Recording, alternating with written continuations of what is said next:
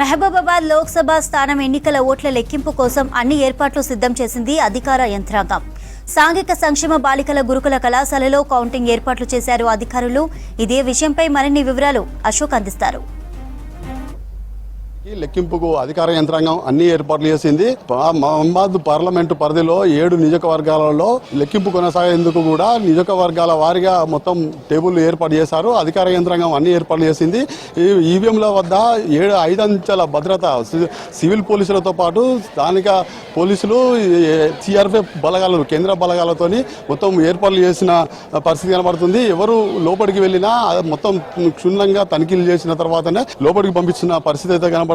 మొత్తానికి పాసులు అధికారికంగా వాళ్ళు ఏర్పాట్లు చేసిన తర్వాత పర్మిషన్ ఉన్న వాళ్ళు మాత్రమే లోపలికి పంపించిన పరిస్థితి కనబడుతుంది. మహబాద్ లోకసభ స్థానానికి సాంఘిక సంక్షేమ గురుకుల పాఠశాలలో ఈ ఏర్పాట్లు జరిగాయి.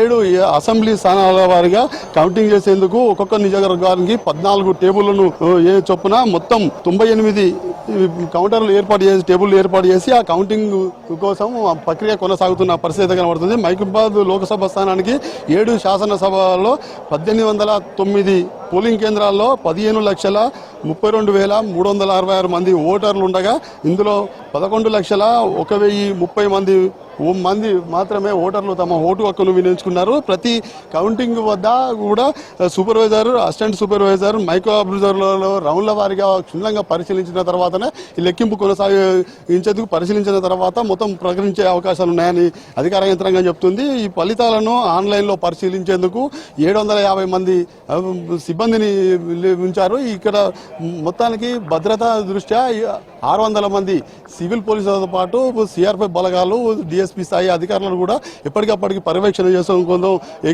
మొత్తం బందోబస్తు నిర్వహిస్తున్నారు. ఓట్ల లెక్కింపు 12 టేబుళ్లపై లెక్కింపు కొనసాగుతుండగా ఈఆర్ఓ సమక్షంలో మాత్రమే ఇవి నిర్వహించేందుకు కూడా ఎప్పటికప్పుడు అధికార యంత్రాంగం ఏర్పాటు చేసింది.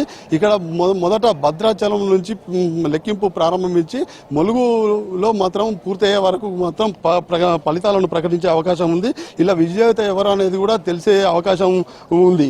ఈ కౌంటింగ్ పూర్తయిన తర్వాత ఈవీఎంలో ప్యాడ్ లెక్కింపు తర్వాత ఈవీఎం ప్యాడ్లను లెక్కింపేందుకు కూడా అధికార యంత్రాంగం అన్ని ఏర్పాట్లు చేస్తున్న పరిస్థితి అయితే కనబడుతుంది. మొత్తానికి 5 అంచెల భద్రతతోని పూర్తి స్థాయిలో లెక్కింపు కొనసాగించేందుకు కూడా అధికార యంత్రాంగం పూర్తి ఏర్పాట్లు చేసిన పరిస్థితి అయితే కనబడుతుంది. వీడియో దశరథతో అశోక్, విసిక్ న్యూస్, మహబాద్ నుంచి.